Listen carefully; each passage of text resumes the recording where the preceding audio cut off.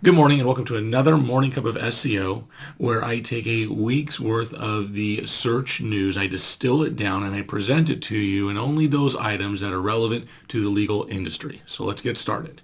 Google released a report, their 2020 report regarding web spam.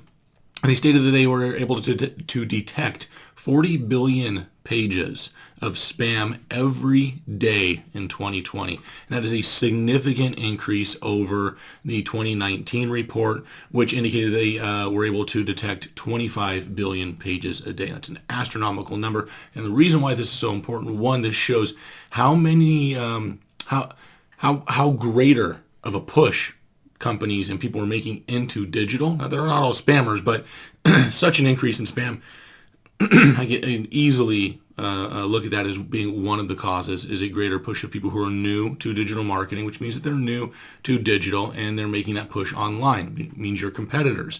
A lot of competitors that you haven't seen come in online and have a push into digital are doing so now. Second, Google is getting smarter. Right? That's obvious, but it's pointed out. They're not just getting smarter in serving more relevant or better search results. They're getting smarter in and focusing their efforts of their machine learning algorithms into finding and removing spam. So again, you want to make sure that your law firm is marketing, if you're doing search marketing, you're doing so using methods that are not spammy, because Google is obviously getting incredibly smart and very good at detecting spam and shutting down sites or removing those pages that are violating their terms of service. So second, their Elementor, I spoke about a couple weeks ago, and also spoke about the core web vitals were pushed back. Talked about that last week. So Elementor is a builder plugin, right, for WordPress. And WordPress is the platform that most websites are built on. And Elementor is one of the top 5 builder plugins. What a builder plugin is, it allows you to drag and drop and visually create a website. So anyways, they have released a new update that will address web core vitals. Well, previous versions, they were, I guess you would say failing. It's not really pass fail, but we'll call it failing. They were doing poorly in regards to some of the web core vitals.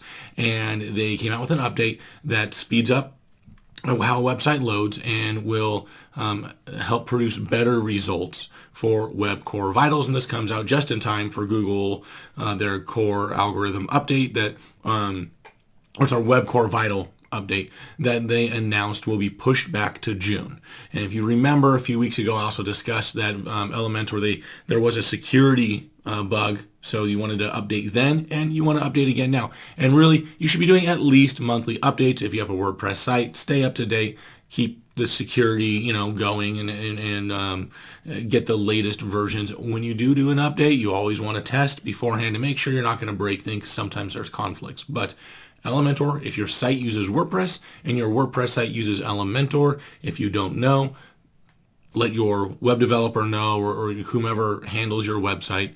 Ask them if you're using Elementor. If so, make sure that it's updated and you have the latest settings so that you can have a higher score for your web core vitals, which will potentially increase your positioning on search engines. So if your law firm is producing news, or you have a news website, it's a strategy that's been popular for a couple of years, and it's gaining, it's growing in popularity as a type of strategy, to have a news site separate from your site to be included in Google News.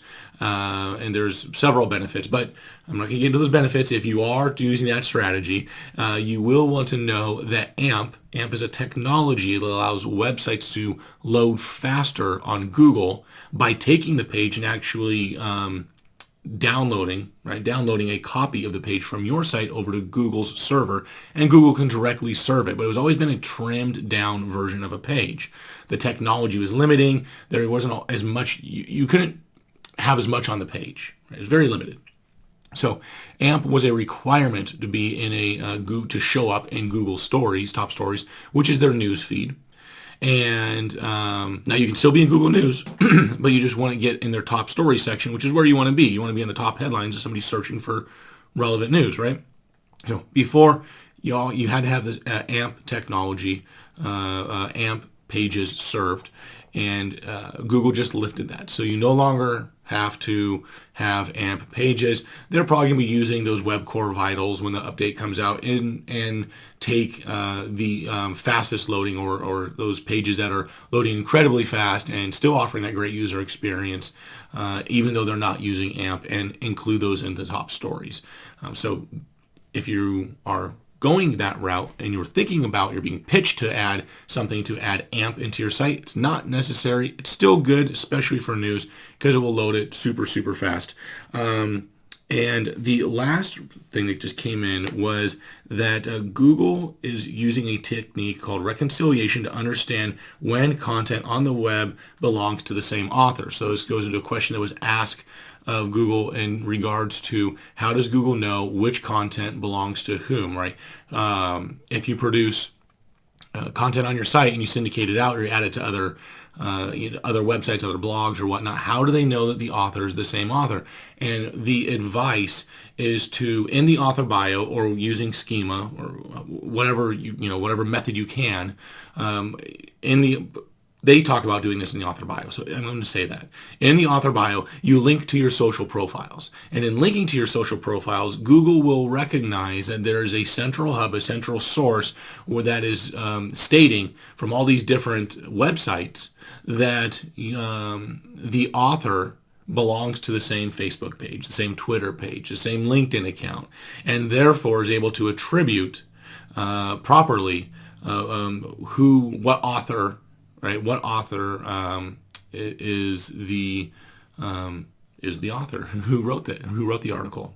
So anyways, if you are putting pieces of content out on other websites and you are including an author bio in that in those pieces, be sure to also include a link to one of your social profiles and have that be the same social profile that you're linking to on your own website and in your own content. So that's it for now. I'll talk to you next week.